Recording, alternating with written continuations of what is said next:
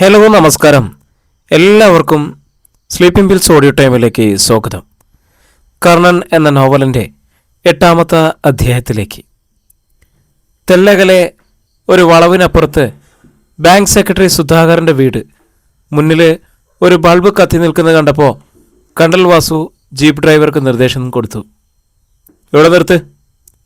Driver ഇടത്തേക്ക് jeep ഒതുക്കി. കണ്ടൽ വാസു ജീപ്പിൽ നിന്നും സീറ്റിലേക്ക് ചാരി വെച്ചിരുന്ന കൊടുവാളെടുത്തു. വാടാ നീരാളി. നീരാളിപ്പരമവും ഒരു വാളുമായിട്ട് ഇറങ്ങി. മരച്ചില്ലയിൽ എങ്ങോ ഇരുന്ന് ഒരു കൂമൻ അവരെ നോക്കി നീട്ടി മൂളി. സുധാകരൻ്റെ വീട്ടുമുറ്റത്തേക്ക് കയറി. ഇലകൾ പോലും ചലിക്കുന്നില്ല. അവർ സിറ്റൗട്ടിലെത്തി. കോളിംഗ് ബില്ലിന് തൊട്ടരികിൽ സ്വിച്ച് വാസു വാൾമുന കൊണ്ട് ഓൺ ചെയ്തു. അവിടുത്തെ ലൈറ്റ് അണഞ്ഞു. വാസു കോളിംഗ് ബെൽ അമർത്തി. അകത്ത് പക്ഷി ചിലയ്ക്കുന്ന പോലെ ശബ്ദം. പക്ഷെ അനക്കമൊന്നും കേൾക്കുന്നില്ല. അല്പനേരം കാത്തു നിന്നിട്ട് അയാൾ വീണ്ടും അമർത്തിപ്പിടിച്ചു സ്വിച്ച്. അപ്പോഴും പ്രതികരണമില്ല. ഈ ഡാഷ് മോനൊക്കെ ചത്തുപോയടാ. വാസു കടപ്പലുകൾ ഞെരിക്കുന്ന ശബ്ദം നീരാളിപ്പരമു കേട്ടു. 2-3 തവണ കൂടി ബെല്ലമർത്തിയിട്ട് അയാൾ നിരാശയോടെ വീണ്ടും ലൈറ്റിട്ടു. പിന്നെ വാതിലിൽ തള്ളി നോക്കി. പെട്ടെന്ന് പരമു പറഞ്ഞു, ഓനിവിടെ ഇല്ല. ദാ വാതിൽ പുറത്തുനിന്ന് പൂട്ടിയിട്ടിരിക്കുക. കണ്ടൽ വാസു അത് കണ്ടു. ഓടാമ്പൽ വലിച്ചിട്ട് താഴുകൊണ്ട് പൂട്ടിയിട്ടിരിക്കുന്നു. ഛേ! രോഷമടക്കാനാവാതെ അയാൾ കൈ ചുരുട്ടി വാതിലിടിച്ചു. വാസുണ്ണ, സൂക്ഷിക്കണമെന്ന് എൻ്റെ മനസ്സ് പറയുന്നു. നമ്മളെ ബാങ്കിലെത്തുമെന്ന് അവർ പ്രതീക്ഷിച്ചതുപോലെ ഇവിടെയും. വാസുവിൻ്റെ പുരുകങ്ങളൊന്ന് കൂട്ടിമുട്ടി. അതെ, നമുക്ക് പോകാം. രണ്ടുപേരും പെട്ടെന്നിറങ്ങി ജീപ്പിനടുത്തേക്ക് പോയി. ഇപ്പോൾ എന്തു പറയുന്നു സുധാകര? അല്പം അകലെ കവുങ്ങിൻതോപ്പിൽ എല്ലാം കണ്ടുകൊണ്ട് നിൽക്കുകയായിരുന്ന സുധാകരൻ. അല്പം മുമ്പ് ഇവർ വന്ന് അപകടമുണ്ടായേക്കുമെന്ന് സൂചിപ്പിച്ചപ്പോൾ ഒപ്പം ഇറങ്ങിപ്പോരാൻ മടിച്ചതാണ് താൻ അവിടെ ഉണ്ടായിരുന്നെങ്കിൽ ആ തണുപ്പിലും അയാൾ വീർത്ത് കുളിച്ചു. ഇനി ഞാൻ എന്തു ചെയ്യണം അബ്ദുക്ക? സുധാകരൻ്റെ ശബ്ദം വിറച്ചിരുന്നു.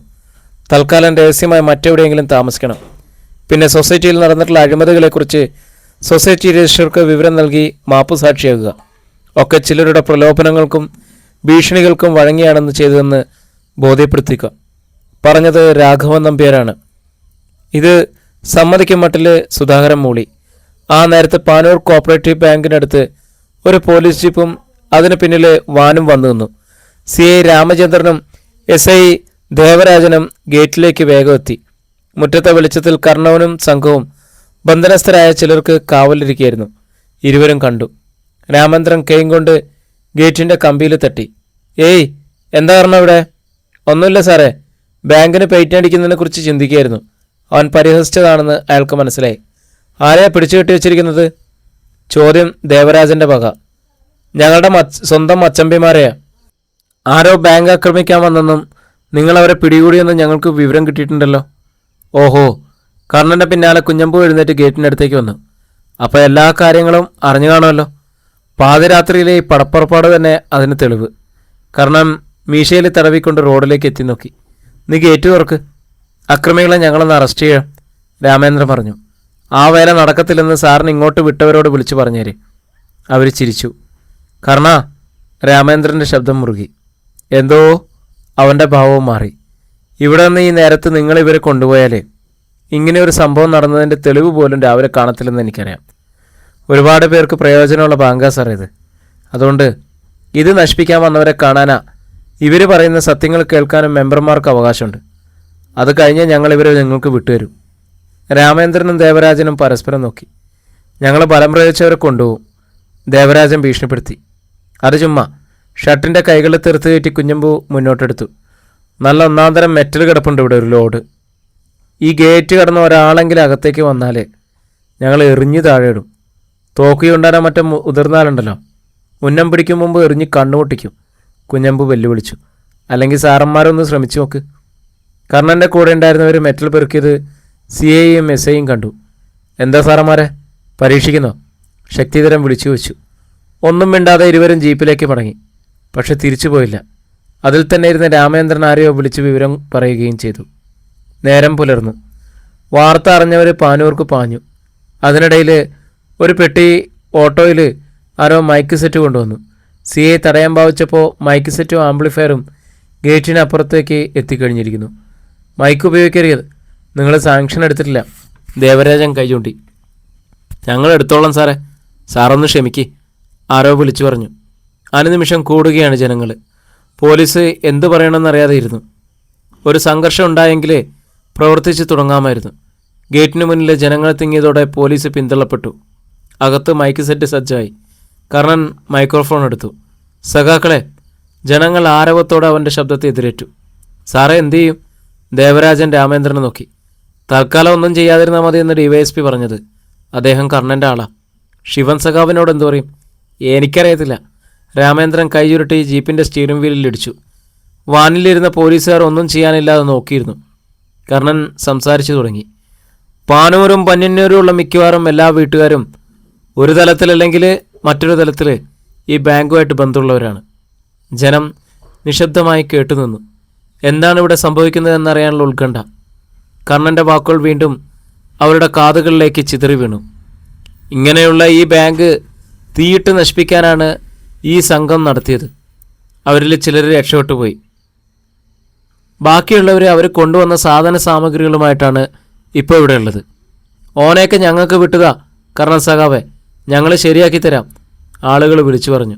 അവർ ഗേറ്റ് തള്ളിത്തുറക്കാനും അതിനു മീതെ കൂടെ അകത്തേക്ക് വരാനും ഭാവിച്ചു. പാടില്ല, ആരും അകത്തേക്ക് വരരുത്. അവൻ്റെ ശബ്ദത്തെ ജനം അനുസരിച്ചു. രാമേന്ദ്ര അതുകൊണ്ട് പല്ലുറുമി. ജനം അകത്തേക്ക് കയറി പിടിച്ചുകെട്ടി ഇരുത്തിയിരിക്കുന്നവരെ കൈകാര്യം ചെയ്തിരുന്നെങ്കിൽ തങ്ങൾക്കിടപെടാൻ അവസരം കിട്ടിയേനെ. ആരും യഥാർത്ഥ വിവരങ്ങൾ അറിയത്തില്ലായിരുന്നു. കർണൻ തുടർന്നു. നമ്മളെ നിയമം കയ്യിലെടുക്കാൻ പാടില്ല. അതിനാണ് ഇവിടെ പോലീസുള്ളത്. ഇന്നലെ രാത്രി മുതൽ അവരിവിടെ ഉറങ്ങാതെ കാത്തിരിക്കുന്നത് അതിനാണ്. ഡോഷുമോൻ SI ദേവരാജൻ പുരുവർത്തു. കർണൻ്റെ ശബ്ദം വീണ്ടും കേട്ടു. എന്നുവെച്ച് സത്യം മനസ്സിലാക്കാനുള്ള നമ്മുടെ അവകാശം ഇല്ലാതായിക്കൂടാ. ഇവർ സത്യമൊക്കെ നിങ്ങളോട് തുറന്നു പറയാനെന്ന് സമ്മതിച്ചിട്ടുണ്ട്. എങ്കിൽ വേഗം പറ കർണ. ജനങ്ങൾക്ക് ആവേശം കൂടുകയാണ്. എഴുന്നേൽക്കടാ, രാത്രി ബന്ധനത്തിലാക്കിയവരിൽ ഒരുവനോട് കർണൻ പറഞ്ഞു. കൈകൾ പിന്നിൽ കെട്ടിയ നിലയിൽ ഒരാൾ എഴുന്നേറ്റു. ശക്തിധരൻ മറ്റൊരു മൈക്രോഫോണ് അയാളുടെ മുഖത്തേക്ക് അടുപ്പിച്ചു പിടിച്ചു. ഞാൻ ചോദിക്കുന്നതിനൊക്കെ സത്യസന്ധമായ ഉത്തരം ഈ ജനങ്ങൾ കേൾക്കെ പറയണം. അയാൾ തലയാട്ടി. നിന്റെ പേരെന്താ? കർണൻ ചോദിച്ചു. നാണപ്പൻ. വീട്? തലശ്ശേരിയിൽ. ഈ ഇരിക്കുന്നവരുടെ വീടുകൾ എവിടെയാണോ? ഓ, നിങ്ങളെന്താണ് ഇവിടെ വന്നത്? ബാങ്കിന് തീടാൻ.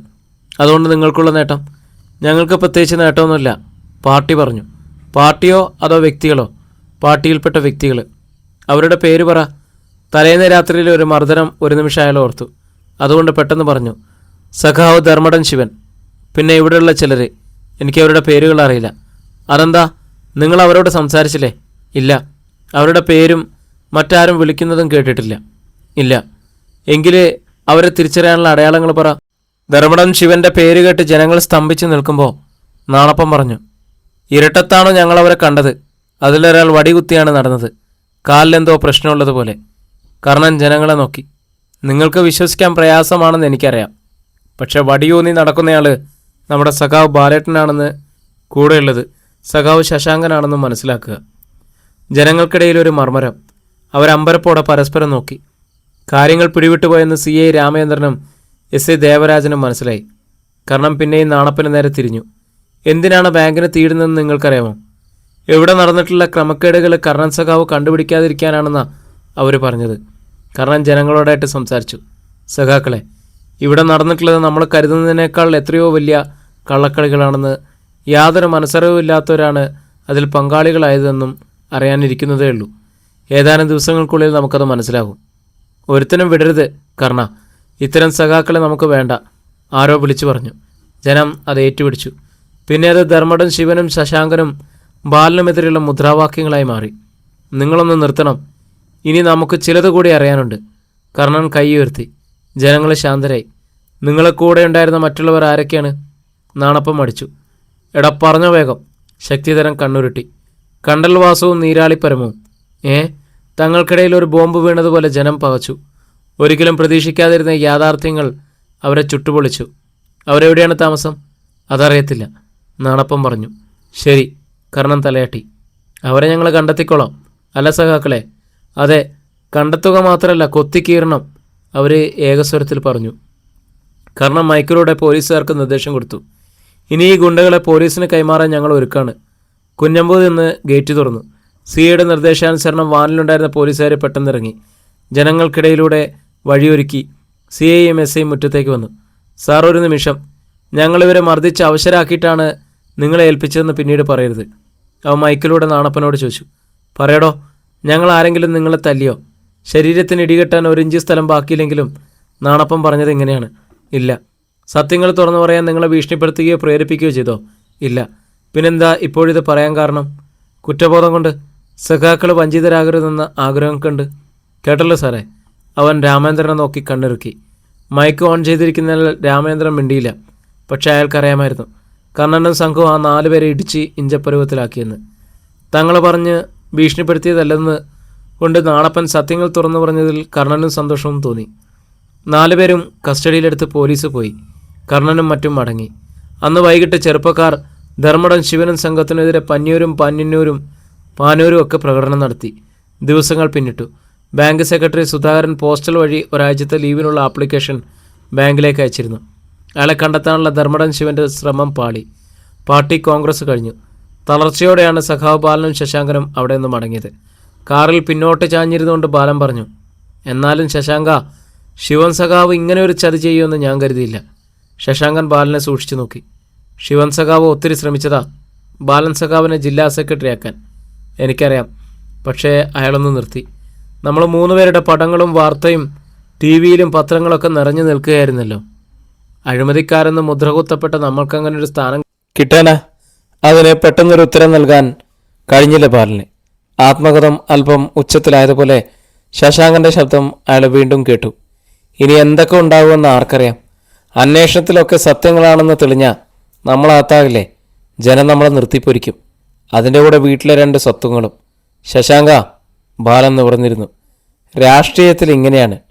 വിജയപരാജയങ്ങളും ഉണ്ടാവും. ശിവൻ സഖാവിൻ്റെ പേരിൽ ഇതിനു മുമ്പുണ്ടായ കേസൊക്കെ എവിടെ പോയി? അതുപോലെയാണോ നമ്മൾ? എന്താ വ്യത്യാസം? തിരിച്ചു വരും നമ്മൾ. നീ നോക്കിക്കോ.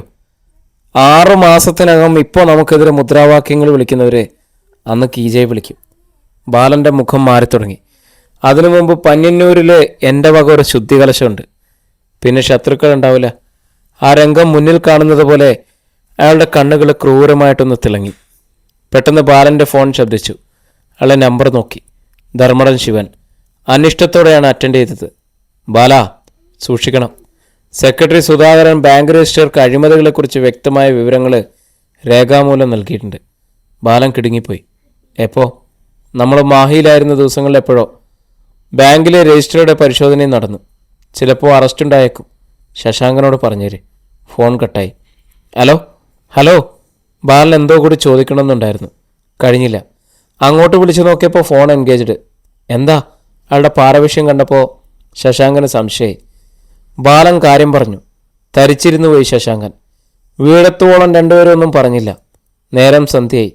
ബാലനെ വീട്ടിലാക്കിയിട്ട് മടങ്ങിയ ശശാങ്കൻ തൻ്റെ പടിക്കലെത്തിയപ്പോൾ ഇറങ്ങി. കാറ് തിരിച്ചുവിട്ടു. സിറ്റൗട്ടിലെത്തി വാതിൽ തുറന്നത് അകത്തുനിന്നും കണ്ടൽവാസം ആക്രോശിച്ചു. നിങ്ങൾക്ക് കുപ്പിയും ചിക്കനും കുറച്ച് കൂടുതൽ വാങ്ങി വെച്ചിട്ട് പോയിക്കൂടായിരുന്നു. ഒക്കെ ഇന്നലെ തീർന്നു. ശശാങ്കനെ അടിമുടി പെരുത്ത് കയറി. എടാ, എനിക്ക് മനസ്സിലായിരുന്നടാ. നീ കൊണ്ടുപോയി കേസ് കൊടുക്ക്. ഇവിടെ മനുഷ്യൻ മുള്ളിന് മേലെ നിൽക്കുമ്പോഴാണ് അവൻ്റെ ഒരു...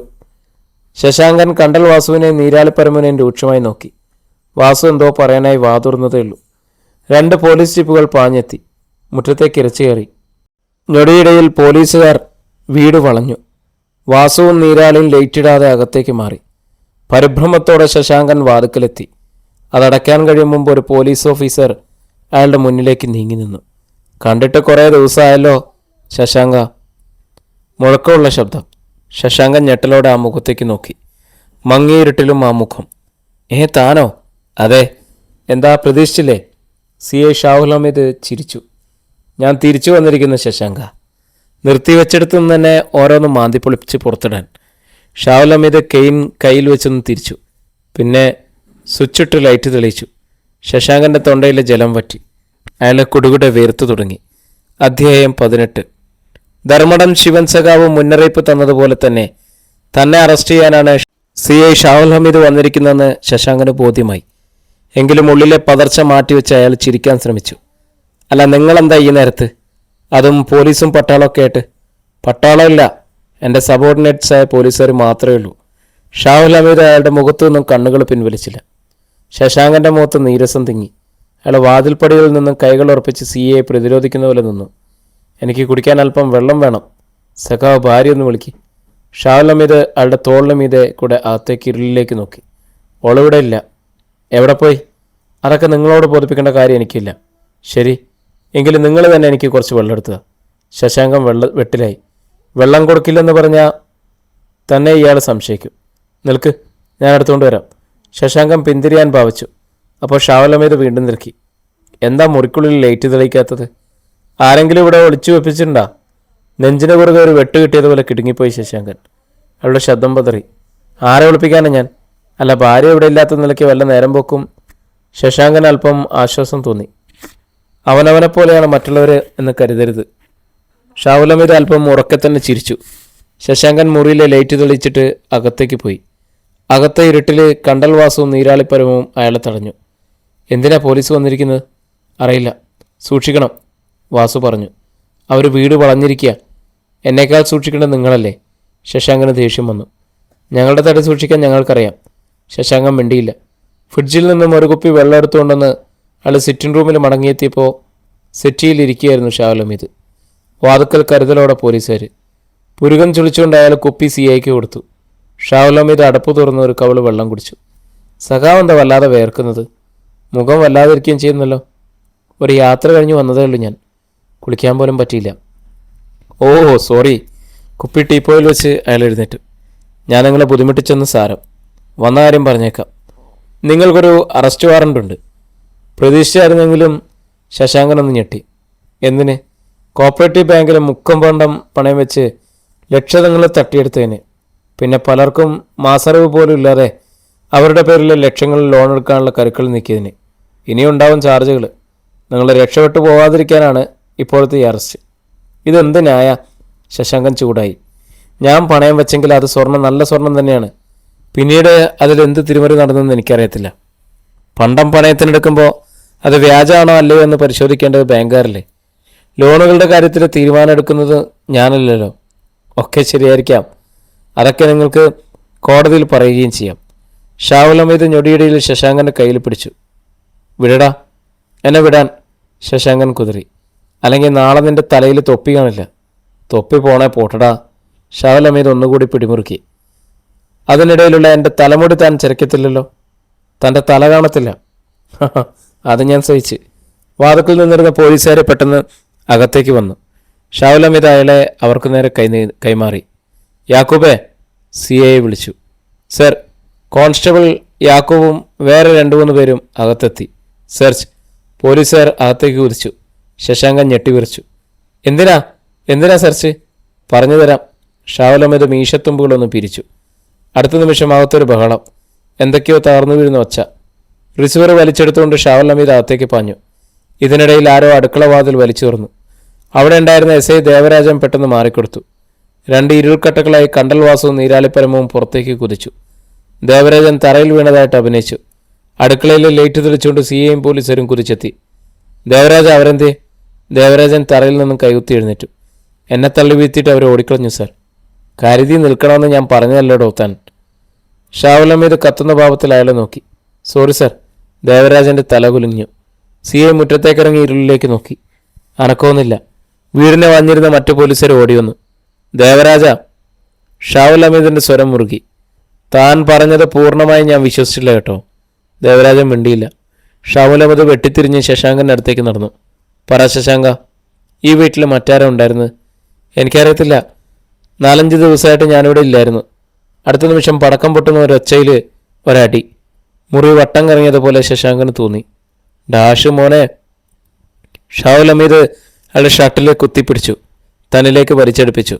പോലീസുകാർ ശശാങ്കനെ പിടിവിട്ടു. പറയടാ, സത്യം. ആരെയാ നീ ഇവിടെ ഒളിപ്പിച്ചു വെച്ചിരുന്നത്? തൻ്റെ കവളിൽ അസ്ഥി ഒടിഞ്ഞതുപോലെ തോന്നി ശശാങ്കന്. വായിൽ ചോരയുടെ പുളിപ്പ്. എങ്കിലും പറഞ്ഞു. എനിക്കറിയത്തില്ലെന്ന് പറഞ്ഞില്ലേ? ഞൊടിയിടയിൽ ഷാവുൽ ഹമീദ് റിവോൾവറിൻ്റെ ബാറിൽ അയാളുടെ പുരുകങ്ങൾക്കിടയിൽ മധ്യത്തിൽ കുത്തിയമർത്തി. ഒറ്റത്തവണ കൂടിയാ ഞാൻ ചോദിക്കൂ. മറുപടി തൃപ്തികരമല്ലെങ്കിൽ ഒരു ബുള്ളറ്റ് നിന്റെ തലച്ചോറിനുള്ളിൽ തുരങ്കം തീർക്കും. ശശാങ്കൻ അടിമുടി വിറച്ചു. പറയാൻ. റിവോൾവറിൻ്റെ ബാരൽ ഒന്നുകൂടി അയാളുടെ നെറ്റിയിൽ അമർന്നു. സിയുടെ മുഖഭാവത്തിൽ നിന്നും അയാൾ എന്തും ചെയ്യാൻ മടിക്കില്ലെന്ന് ശശാങ്കന് തോന്നി. ഞാൻ പറയാം. അയാൾ വാ തുറന്നപ്പോൾ ചോരയുടെ നനവ് പല്ലുകളിൽ ഷാവുൽ ഹമീദ് കണ്ടു. കണ്ടൽ വാസവും നീരാളിപ്പരമുമായിരുന്നു അവർ. ശശാങ്കൻ പതർച്ചയോടെ പിറുവിറുത്തു. ഒരു നിമിഷം CI നിശ്ചലനായി നിന്നു. പിന്നെ റിവോൾവർ തുകലുറയിൽ തിരുകി. പോലീസ് തേടിക്കൊണ്ടിരിക്കുന്ന കണ്ടൽ വാസു അപ്പോൾ നിന്റെ കീശയിലായിരുന്നു അല്ലേടാ? അലർച്ചയോടെ ഒരു ചോദ്യം. പിന്നെ കൈചുരുട്ടി നെഞ്ചിൻ്റെ ഒത്ത മധ്യത്തിലൊരിടി. ശശാങ്കൻ വാ തുറന്ന് അങ്ങനെ തന്നെ ഇരുന്നു, ശ്വാസം നിലച്ചതുപോലെ. അടുത്ത നിമിഷം CIയുടെ മടക്കിയ കാൽമുട്ട് അയാളുടെ അടിവയറ്റിൽ ഒരാഘാതം തീർത്തു. ശശാങ്കൻ്റെ വായിൽ നിന്നും ചൂടുകാറ്റ് പുറത്തേക്ക് തള്ളി. അയാൾ മുന്നോട്ട് വില്ലുപോലെ വളഞ്ഞു. അടിവയറ്റിൽ കൈകൾ അമർത്തിക്കൊണ്ട് ഷാവുൽ ഹമീദ് അയാളുടെ തല തൻ്റെ ഇടത് കക്ഷത്തിലൊതുക്കി. വലത് കൈമുട്ടുകൊണ്ട് നട്ടലിന് പുറത്ത് 4-5 പോലീസുകാർ പോലും നടുങ്ങിപ്പോയി. സ്റ്റേഷനിൽ ചെന്ന് കഴിഞ്ഞാൽ നിന്നെയൊക്കെ തുടരുതെന്ന് പറയാൻ ആളുകൾ കണ്ടേക്കും. പക്ഷെ അതിനു മുമ്പ് ചെറുപ്പത്തിൽ നീ കുടിച്ച മുലപ്പാൽ വരെ ഞാൻ തുപ്പിക്കും ശശാങ്ക. CI പിടിവിട്ടു. ഒരു വാഴപ്പിണ്ടി പോലെ ശശാങ്കൻ തറയിലേക്ക് കമന്നു വീണു. പൊക്കിയെടുത്ത് ജീപ്പിലിടറോ. ഷാവുൽ ഹമീദിൻ്റെ നിർദ്ദേശം കിട്ടിയതോടെ പോലീസുകാർ അയാളെ വലിച്ചുയർത്തി. പോലീസ് സ്റ്റേഷനിലെ ഒക്കപ്പിനുള്ളിലേക്ക് ശശാങ്കൻ തള്ളപ്പെട്ടു. അയാൾ വേച്ച് ചെന്നിടിച്ചത് മറ്റൊരു മനുഷ്യൻ്റെ ശരീരത്തിലാണ്. ഭിത്തിയിൽ ചാരി നിന്നിരുന്ന ഒരു മനുഷ്യൻ. ഞെട്ടലോടെ ശശാങ്കൻ ഒന്ന് നോക്കി. സഖാവോ? നിശ്ചലം നിന്നിരുന്ന സഖാവ് ബാലൻ എല്ലാം തകർന്നവനെ പോലെ ഒന്ന് മൂളി. ശശാങ്കൻ ഒന്ന് വിശ്വസിക്കാനാവാതെ തറയിലിരുന്നു. പിന്നാലെ ബാലനും. സെല്ലിൻ്റെ ഇരുമ്പുവാതിൽ വല്ലാത്തൊരു ശബ്ദത്തോടെ അടച്ചു പൂട്ടപ്പെട്ടു. പിറ്റേന്ന് രാവിലെ 7 മണി. കർണൻ എവിടേക്കോ പോകാൻ തയ്യാറായി പഞ്ഞന്നൂർ കവലയിലെത്തി. കർണ, ഇങ്ങോട്ടൊന്ന് വന്നേ. പീടികയുടെ വെളിയിൽ ഇറങ്ങി നിന്നിരുന്ന അബ്ദുള്ള കൈയാട്ടി വിളിച്ചു. അവൻ അങ്ങോട്ട് നിന്നു. നീ അങ്ങോട്ടാ മോനെ? തലശ്ശേരി വരെ ഒന്ന് പോകണം. അബ്ദുള്ള ചായ എടുത്ത് അവന് കൊടുത്തു. അതുമായിട്ട് കർണൻ ബെഞ്ചിലിരുന്നു. ബാലനെയും ശശാങ്കനെയും ഇന്നലെ പോലീസ് അറസ്റ്റ് ചെയ്തു അല്ലേ? കർണൻ ഒരിറക്ക് ചായ കുടിച്ചു. ഇന്നത്തെ പത്രത്തിലുണ്ട്. അബ്ദു പത്രം എടുത്ത് കാണിച്ചു. മുൻപേജിൽ തന്നെയുണ്ട് ബാലൻ്റെയും ശശാങ്കൻ്റെയും ഫോട്ടോകൾ. ഞെട്ടിക്കുന്ന തട്ടിപ്പുകളുടെ വാർത്തയും. ഇന്നോ നാളെ 2 പേരെയും പാർട്ടിയിൽ നിന്ന് സസ്പെൻഡ് ചെയ്യും അബ്ദുക്ക, കർണൻ പറഞ്ഞു. അത് പോരാ കർണ, ഓനെയൊക്കെ പുറത്താക്കണം. അതൊക്കെ പിന്നാലെ ഉണ്ടാകും. എന്നാലും എന്തൊക്കെയാണ് അവന്മാർ കാണിച്ചു വെച്ചിരിക്കുന്നത്? അബ്ദുള്ള മൂക്കത്ത് വിരൽ വെച്ചു.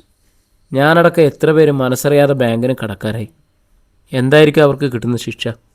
കർണൻ ചായ കുടിച്ചു കഴിഞ്ഞപ്പോൾ അയാൾ ഗ്ലാസ് വാങ്ങി. ശിക്ഷയൊക്കെ പിന്നീട്. എന്തായാലും ബാങ്കിൽ നിന്ന് പണം കിട്ടിയേ പറ്റൂ. അതവർ തരാത്ത പക്ഷം ജപ്തി നടപടിയിലേക്ക് കാര്യം നീങ്ങും. കർണൻ മീശ താഴേക്ക് തടവി. കർണൻ പ്രസിഡൻ്റ് ആയതുകൊണ്ടല്ലേ ഇപ്പോഴൊക്കെ കാര്യം അറിയാൻ കഴിഞ്ഞത്. അല്ലെങ്കിൽ അവനൊന്ന് ചിരിച്ചു. ഒരു കാര്യം പറയാൻ മറന്നു. പത്രത്തിലെ വാർത്ത വന്നില്ലെങ്കിലും കേട്ടറിവ.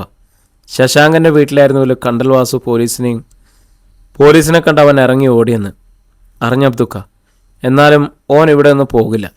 ഓന് വേണ്ടത് എൻ്റെ പ്രാണനാ. അത് കൊടുക്കാൻ ഞാൻ. കർണൻ്റെ പല്ലുകൾ ഞെരിഞ്ഞമരുന്നതും മുഖം വലിഞ്ഞു പുറങ്ങുന്നതും അബ്ദുള്ള ഭീതിയോടെ കണ്ടു. പത്മശ്രീ ബസ് വരുന്നത് കണ്ട് കർണൻ എഴുന്നേറ്റു. വൈകിട്ട് കാണാക്കാം. രാത്രി കർണൻ നേരത്തെ വീട്ടിലെത്തി. കുഞ്ഞമ്മ ഉണ്ടായിരുന്നു കൂടെ. നീ ഒന്നിരിക്കട്ടെ, ഞാനൊന്ന് കുളിച്ചിട്ട് വരാം. കർണൻ വേഷം മാറി കിണറ്റിനരികിലേക്ക് ചെന്നു. കുളി കഴിഞ്ഞപ്പോൾ മാധവിയും ചോറ് വിളമ്പിക്കഴിഞ്ഞിരിക്കുന്നു. വാടാ, കുഞ്ഞമ്പു കർണനെ വിളിച്ചു. എനിക്കിപ്പോൾ വേണ്ടായിരുന്നു. സാരല്ല, കുറച്ച് കഴിക്കി. ഇരുവരും ഇരുന്നു. രേഷ്മയാണ് വിളമ്പിയത്. അവർ കഴിച്ചു തുടങ്ങി. അല്പം കഴിഞ്ഞപ്പോൾ കുഞ്ഞമ്പു മാധവിയോട് തിരക്കി. ചില സൂചനകൾ കിട്ടിയിട്ട് ദിവസങ്ങളായല്ലോ മാധവിയമ്മേ. പിന്നീട് പക്ഷെ അതേക്കുറിച്ചൊന്നും കേട്ടില്ല. കാര്യം മനസ്സിലാവാതെ മാധവി നെറ്റി വിളിച്ചു. നീ ഒന്ന് തെളിച്ചു പറയടാ, അവൻ രേഷ്മയൊന്ന് നോക്കിയിട്ട് പറഞ്ഞു. അല്ലേ, രേഷ്മയുടെയും നമ്മുടെ ശക്തിയുടെയും കല്യാണക്കാരിയാ. രേഷ്മ പെട്ടെന്ന് അകത്തേക്ക് പോയി. കർണനും മാധവിയും പരസ്പരം ഒന്ന് നോക്കി. മാധവി ശബ്ദം താഴ്ത്തി. ശക്തിയെ ഓൾക്ക് ഇഷ്ടാ. അക്കാര്യം സമ്മതിക്കുകയും ചെയ്തു. പക്ഷെ ഓള് പറയുന്നത് വിഷ്യൻ്റെ മരണം ഓള് കാരണമല്ലേ. അതുപോലെ ശക്തിക്ക് എന്തെങ്കിലും സംഭവിച്ചാലൊന്നും മാത്രമല്ല, അവളിപ്പോഴും വിഷ്യൻ്റെ ഓർമ്മയുണ്ട്. കുഞ്ഞമ്പു പാത്രത്തിലേക്ക് കൈ കുടഞ്ഞു. പിന്നെ വെള്ളം എടുത്തു കുടിച്ചു. വിഷ്യനെതിരെ കളിച്ചവർ നമ്മുടെ കൂട്ടത്തിൽ തന്നെയുള്ളവരല്ലേ. അവരിപ്പോൾ പോലീസ് കസ്റ്റഡിയിലാണ്. കോടതിയിൽ ഹാജരാക്കി അവരെ 3 ദിവസത്തേക്ക് പോലീസിന് വിട്ടുകൊടുത്തിരിക്കുക. അതുപോട്ടെ, ഇന്നത്തെ കാലത്ത് ഒരു പ്രേമബന്ധത്തിൽ കുടുങ്ങാത്ത എത്ര പേരുണ്ടമ്മേ? എന്നുവെച്ചാൽ അവരൊക്കെ ഒന്നിച്ച് ജീവിക്കുന്നുണ്ടോ? ഒരു പ്രായത്തിൽ അങ്ങനെയൊക്കെ സംഭവിച്ചു എന്ന് കരുതിയിട്ട് അതോർത്ത് ജീവിതം തുലയ്ക്കുന്ന ആണും പെണ്ണും ഒന്നുമില്ല. ജീവിതം ഒന്നേ ഉള്ളൂ. പ്രാക്ടിക്കലായിട്ട് ചിന്തിക്കുന്നവരാണ് ഇന്നത്തെ ചെറുപ്പക്കാർ. കർണനും മാധവിയും ആദ്യം കാണുന്ന പോലെ കുഞ്ഞമ്പൂവിനെ നോക്കി. അവർ തുറന്നു. കാര്യം പറഞ്ഞാൽ രേഷ്മയ്ക്ക് മനസ്സിലാവും. എൻ്റെ അഭിപ്രായം ഇതാണ്, എത്രയും വേഗം ഈ വിവാഹം നടത്തണം. ഞാൻ സംസാരിക്കാം. രേഷ്മയോട്. അവരുടെ മറുപടി കാക്കാതെ അവൻ എഴുന്നേറ്റ് കൈയഴുകി. പിന്നെ രേഷ്മയുടെ അടുത്തേക്ക് ചെന്നു. 4-ാം ദിവസം അന്നായിരുന്നു ഔദ്യോഗികമായി രേഷ്മയെ പെണ്ണ് കാണാൻ ശക്തിധരൻ വന്നു. അവൻ്റെ കൂടെ ഹൃദ്യയും ജാനകിയും ഉണ്ടായിരുന്നു. കർണനും മാധവിയും അവരെ സ്വീകരിച്ചു. വാ കയറിയിരിക്കി, കർണൻ പറഞ്ഞു. അതിന് ഞങ്ങൾ അതിഥികളൊന്നും അല്ലല്ലോ കർണ, ജാനകി ചിരിച്ചു. എന്നാലും ഓരോന്നിനും അതിൻ്റേതായ ചില രീതികളുണ്ടല്ലോ, പറഞ്ഞത് കുഞ്ഞമ്പുവാണ്. അവനും സുരേഷും അന്ന് മുതൽ അവിടെയുണ്ട്. മൂവരും തിണ്ണയിലേക്ക് കയറി. അതിൻ്റെ 1000 നക്ഷത്രങ്ങൾ തിളങ്ങുന്ന കണ്ണുകൾ കൊണ്ട് ഹൃദയ കർണനെ നോക്കി. അവൻ്റെ ചുണ്ടിലൊരു പുഞ്ചിരി തത്തിക്കളിച്ചു. ശക്തിധരൻ വരാന്തയിലെ കസേരയിലിരുന്നു. സ്ത്രീകൾ അകത്തേക്ക് പോയി. ശക്തി തലകുനിച്ചിരിക്കുകയാണ്. നിനക്കെന്താടാ ഒരു നാണം, ആദ്യമായിട്ട് ഇവിടെ വരുന്നത് പോലെ? സുരേഷ് അവനെ നോക്കി. ശക്തി മുഖമുയർത്തി നേരത്തെ ചമ്മലോടെ കുഞ്ഞമ്പു പറഞ്ഞു. നേരത്തെ ഇവിടെ വന്നിട്ടുള്ളത് കർണൻ്റെ കൂട്ടുകാരനായിട്ടല്ലേ? ഇതങ്ങനെയല്ലല്ലോ, അളിയനാകാനുള്ള വേഷത്തിലല്ലേ? നീ പോടാ, ശക്തി വെട്ടിച്ചു. ശക്തിയെ, കർണൻ വിളിച്ചു. ഇതൊരു ചടങ്ങന്നല്ലേ ഉള്ളൂടാ. എൻ്റെ പെങ്ങളെ ഞാൻ മനസ്സുകൊണ്ട് നിനക്ക് തന്നു കഴിഞ്ഞതാടോ. ശക്തി ചിരിച്ചു. എനിക്കറിയാം. തുടർന്ന് പെണ്ണുകാണൽ ചടങ്ങ്. രേഷ്മ അണിഞ്ഞൊരുങ്ങി ഒരു ട്രേയിൽ കാപ്പിയുമായിട്ടെത്തി. അങ്ങോട്ട് കൊടുക്ക്, കർണൻ പറഞ്ഞു. അവൾ കാപ്പിക്കപ്പെടുത്ത് ശക്തിധരൻ നീട്ടി. അതിനിടെ അവരുടെ കണ്ണുകളൊന്ന് കുരുത്തു. ദേ, രണ്ടുപേരും പരസ്പരം നോക്കിക്കണം, എന്തെങ്കിലും കുഴപ്പമുണ്ടോന്ന്. ആദ്യമായിട്ട് കാണുകയല്ലേ നിങ്ങൾ? സുരേഷ് കളിയാക്കി. അതൊരു ചിരിക്ക് വഴിയൊരുക്കി. വാതുക്കലേക്ക് വന്ന മാധവിയും ജാനകിയും ഹൃദ്യയും അതിൽ പങ്കുചേർന്നു. വല്ലവിധേനയും എല്ലാവർക്കും കാപ്പി കൊടുത്തിട്ട് രേഷ്മ അകത്തേക്ക് ഓടി. കാപ്പി കുടിക്കുന്നതിനിടയിൽ കുഞ്ഞമ്പു പറഞ്ഞു. ഇനി കാര്യങ്ങൾ തീരുമാനിക്കണം. കല്യാണം എന്നത്തേക്ക് വേണം? എന്നായാലും ഞങ്ങൾക്ക് വിരോധമില്ല, മാധവിയുടെ കൈ കവർന്നുകൊണ്ട് ജാനകി പറഞ്ഞു. നാളെ ആയാലും ഞങ്ങൾ തയ്യാറാ. മരുമകളായിട്ടല്ല, മകളായിട്ടാണ് ഞാൻ രേഷ്മയെ അങ്ങോട്ട് കൊണ്ടുപോകുന്നത്. അതെനിക്കറിയില്ല ജാനകി. മാധവിയുടെ കണ്ണൊന്ന് നനഞ്ഞു. എങ്കിൽ തീയതി നമുക്ക് പിന്നീട് തീരുമാനിക്കാം. എന്താ? കുഞ്ഞമ്പു എല്ലാവരെയും നോക്കി. ഏറ്റവും അടുത്തൊരു തീയതി തന്നെ മതി. കർണനും സമ്മതിച്ചു. സുരേഷും പറഞ്ഞു. ചെറുക്കനും പെണ്ണും തമ്മിൽ എന്തെങ്കിലും സംസാരിക്കണമെങ്കിലാവാം. വേണ്ട, ശക്തി പെട്ടെന്ന് പ്രതികരിച്ചു. അതുപോരാ, നീ ചെല്ല്, കുഞ്ഞമ്പു നിർബന്ധിച്ചു. അവസാനം ശക്തി എഴുന്നേറ്റു. അവൻ ചെല്ലുമ്പോൾ അകത്തെ മേശമേൽ ചാരി തലകുനിച്ച് നിൽക്കുകയായിരുന്നു രേഷ്മ. രേഷ്മേ, അവൻ വിളിച്ചു. അവളെ മുഖമുയർത്തി. അവൻ്റെ പുരികൊന്ന് ചുളിഞ്ഞു. അവളുടെ കണ്ണുകൾ തുളുമ്പി നിൽക്കുന്നു. എന്താ രേഷ്മേ? അവളെ ചെറുതായൊന്ന് തേങ്ങി. അവൻ അവളുടെ തൊട്ടടുത്തെത്തി. എന്തിനാ കരയുന്നത്? അവൾ സാരി ഉയർത്തി കണ്ണുകൾ തുടച്ചിട്ട് ചിരിക്കാൻ ശ്രമിച്ചു. ശക്തി അവളുടെ തോളിൽ കൈവച്ചു. നിന്റെ മനസ്സിൽ എന്താണെന്നും അതെന്നോട് തുറന്നു പറയാം. അവൾ അവൻ്റെ മുഖത്തേക്ക് നോക്കി. അറിയാമല്ലോ, ഒരിക്കലും വിവാഹ വസ്ത്രം വരെ അണിഞ്ഞു നിന്നവളാ ഞാൻ. ശക്തി പെട്ടെന്ന് അവളുടെ വാപൊത്തി. വേണ്ട, ഒന്നും പറയണ്ട. ഒക്കെ എനിക്കറിയാം. കർണൻ്റെ പെങ്ങളായതുകൊണ്ട് മാത്രമല്ല നിന്നെ ഞാൻ വിവാഹം ചെയ്യുന്നത്. നിന്റെ മനസ്സിലെ നന്മയും ആത്മാർത്ഥതയും അറിഞ്ഞിട്ട് തന്നെയാണ്. നിന്നെ ഒരിക്കലും പഴയ കാര്യങ്ങൾ പറഞ്ഞ് വേദനിപ്പിക്കില്ല ഞാൻ. പോരെ? കണ്ണീരിൽ കുതിർന്ന ചിരിയോടെ അവൾ തലയാട്ടി. ശക്തി പുറത്തേക്ക് ചെല്ലുമ്പോൾ കർണൻ ആരോടോ സംസാരിക്കുകയായിരുന്നു. ഫോൺ പോക്കറ്റിലിടുകയായിരുന്നു. എല്ലാവരുമായിട്ട് കർണൻ പറഞ്ഞു. ബാലേട്ടനെയും ശശാങ്കൻ സഖാവിനെയും 14 ദിവസത്തേക്ക് റിമാൻഡ് ചെയ്തു. ധർമ്മടൻ ശിവൻ അവരെ രക്ഷിക്കാൻ ശ്രമിച്ചില്ലേ? മാധവിക്ക് അവിശ്വസനീയത. ഇല്ല, പാർട്ടി സെക്രട്ടറി സ്ഥാനം പോയതോടെ ശിവൻ സഖാവ് പിന്നോട്ട് വലിഞ്ഞു നിൽക്കുക. അല്പനേരത്തേക്ക് ആരും മിണ്ടിയില്ല. കുറച്ചു നേരം കൂടി കഴിഞ്ഞ് ശക്തിധരനും മറ്റും മടങ്ങി. രാത്രി പുറത്തേക്ക് പോയ ശക്തി 1 മണിക്കൂർ കഴിഞ്ഞപ്പോൾ തിടുക്കത്തിൽ മടങ്ങിയെത്തി. അമ്മേ, മുറിയിലേക്ക് കയറിയതും അവൻ ഒച്ചയുയർത്തി. എന്താടാ? അടുക്കളയിൽ നിന്നും ജാനകിയും പിന്നാലെ ഹൃദയം വേഗം വന്നു. മകൻ്റെ മുഖം കണ്ടപ്പോൾ ജാനകി ഒന്ന് പകച്ചു. കല്ലിച്ച ഭാവം. എടാ എന്താണ്? അമ്മേ, രേഷ്മയുമായുള്ള എൻ്റെ കല്യാണം നടക്കത്തില്ല. ശക്തി അലറുകയായിരുന്നു ജാനകി. അവരുടെ നെഞ്ചിടം വളരെ വേഗം ഉയർന്നതാണ്. പ്രിയരെ, നമ്മുടെ കഥ ഇവിടെ തുടരുകയാണ് കേട്ടോ. ഇതിൻ്റെ അടുത്ത ഭാഗമായിട്ട് നാളെ നമുക്ക് വീണ്ടും കാണാമെന്നേ. ഒത്തിരി സ്നേഹത്തോടെ നിങ്ങളുടെ സ്വന്തം Jashi Wayanad on sleeping pills audio time.